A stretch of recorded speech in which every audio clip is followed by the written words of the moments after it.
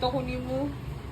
Di mo Chika ka. Mahilig pa rin kayo talaga sa chika, no? Di kayo napapagod. O di, pagkahog ko na po. Ako pa, di ko mamatch yung energy nyo na chika-chika kayo. Parang, Wow! Uy, kuya Nick! Kuya Nick! Tangina mo. Ganun-ganun. Di ko kaya talaga yan. Bakit?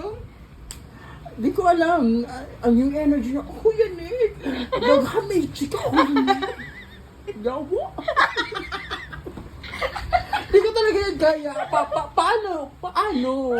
Yung chika yung nagpapabuhay ng dugo namin. Ah, ako hindi. Gusto ko tahimik lang ang buhay. Yawa. Wow! Pero pag nasama ka sa amin, Kuya Nick, sigo ang buhay. Kabalo ako yun. Ay, yawa.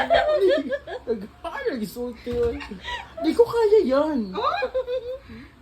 men, di mo lang halata pero ganun ka sa amin. Ano, kinikwento ko kayo sa ano? Sa, Ano, hindi ano ba? bang ikakakwenta-kwento sa inyo mga... Hindi ba? Like, machika kahit sa amin. Ha, anong Sa ichichi? tungkol sa buhay-buhay mo.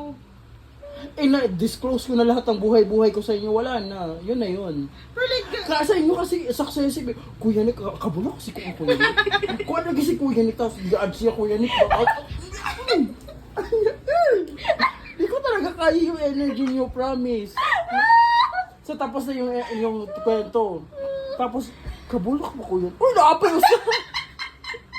Sabi pa kapin. Bakit? Gusto ko maintindihan yan, promise. Bakit? anong bakit? Wala nang bakit.